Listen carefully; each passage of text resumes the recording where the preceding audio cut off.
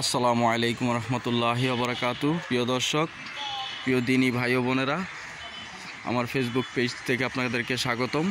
তো আমি বরাবরের মতো আজ শনিবার আমার বাবা ও ছোট্ট বোনের কবরের সামনে চলে আসছি, আজিমপুর কবরস্থান। তো পৃথিবীর দীর্ঘতম কবরস্থান হচ্ছে এই বাংলাদেশের মধ্যে আজিমপুর কবরস্থান, আপনারা জানেন। তো চলে আসছি আমার বাবা ও ছোটো বোনের কবরের সামনে। তো দেখেন আপনারা, আমি গত বছর এবং গত শুক্রবার ও শনিবার, শুক্রবার তো আমার বন্ধ থাকে, শনি রবিবার আমি আমার বাবা কবরের পাশে চলে আসি। তো আজকেও চলে আসছি আপনাদের কাছে একটি বিশেষ নিউজ নিয়ে। তো দেখেন, আমাদের কবরস্থানে কিন্তু জরিপ চলতেছে। এই জরিপের কারণে কিন্তু অনেক কবরগুলো ভেঙে ফেলা হয়েছে। যাদের কবর প্রায় 18 মাস পর্যন্ত ছিল তাদের কবরগুলো ভেঙে ফেলা হয়েছে। যে দেখেন, আমার বাবার কবরের আশেপাশে যারা কবরগুলো ছিল তাদের মোটামুটি ম্যাক্সিমাম কবরই ভেঙে ফেলা হয়েছে। এই যে দেখেন, আমার বাবার কবরের সামনেও ছিল, এই আশেপাশেও ছিল। তো কবরগুলো ভেঙে ফেলা হয়েছে। তো এই যে পিছন পাশটাও আছে, এটাও ভেঙে ফেলছে। তো এদিকে আশেপাশে যা আছে মোটামুটি সবই ভেঙে ফেলা হয়েছে।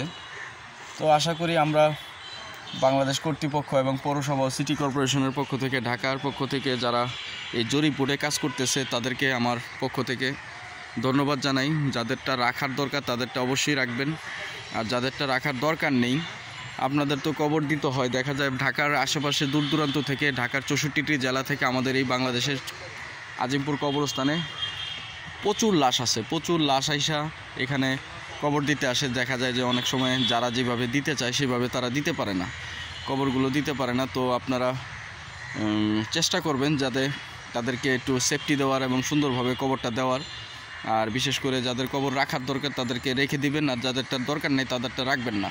বিশেষ করে যারা শহীদি মৃত্যু পালন করেছে এবং শহীদ হয়েছেন তাদের কবরগুলো আপনারা রাখার চেষ্টা করবেন। যারা কষ্ট পেয়েছে এবং দেশের জন্য প্রাণ দিয়েছে তাদের কবরগুলো রাখবেন। যেমন আমাদের এই কবরস্থানে বাংলাদেশে আপনারা সবাই জানেন যে আমাদের 7 জন ভাষা শহীদ আছে। যারা এই ভাষা শহীদদের কবর কিন্তু আমাদের এই আজিমপুর কবরস্থানে অবস্থিত।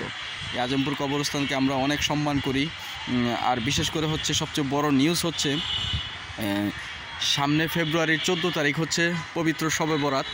তো শবে বরাতে আমরা সবাই আমাদের বাবা মা ভাই বোন আত্মীয় স্বজন যে যেখানে আছেন না কেন, ঠিক আছে, যার আত্মীয় স্বজন যেখান থেকেই এই কবরস্থানে ছুটে আসবে, লক্ষ লক্ষ মুসল্লি এবং লক্ষ লক্ষ মুসলিম সম্প্রদায়ের যারা আমরা আছি, আমরা এই কবরস্থানে তাদের কবরকে জিয়ারত করার জন্য সারা রাত 2 হাত তুলে আল্লাহ পাকের অশেষ মেহেরবানির জন্য কান্না করে দুই চোখের অশ্রু ফেলে দোয়া মঞ্জুর করার জন্য, আল্লাহকে রাজি খুশি করানোর জন্য আমরা সারা রাত কান্না করি নামাজ পড়ে, যাতে আমাদের দিনের যেই গত বছরের যেই গুনাহগানা ছিল এবং যত ভুল ত্রুটি করেছি আল্লাহ পাকের কাছে ক্ষমা চাওয়ার জন্য আমরা সারা রাত আল্লাহ পাকের কাছে রাজি খুশি করানোর জন্য আল্লাহর কাছে ক্ষমা প্রার্থনা করি।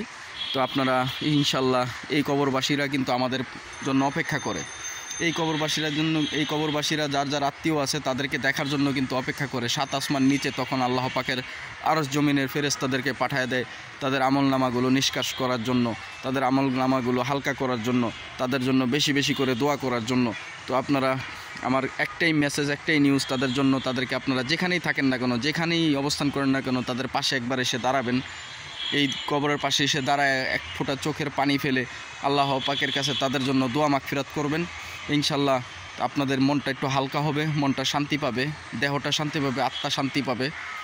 আল্লাহ পাকের কাছে দোয়া মঞ্জুর করবেন, আপনাদের গুনাহগানা মাপ চাবেন, আপনাদের বাবা এবং ভাই বোন আত্মীয় স্বজন সবার কাছে আপনারা মাপ চাবেন, যাতে আপনারা নিষ্পাপ সন্তানের মতো ঘরে ফিরে যেতে পারেন। এই কামনাই করছি। আসসালামু আলাইকুম রহমতুল্লাহি ওয়া বারাকাতু। আমার ফেসবুক পেজ থেকে আপনাদেরকে স্বাগতম। বেশি বেশি করে লাইক, শেয়ার এবং কমেন্টস করবেন, আর বিশেষ করে আমার পেজটিকে ফলো দিবেন। আসসালামু আলাইকুম রহমতুল্লাহি ওয়া বারাকাতু।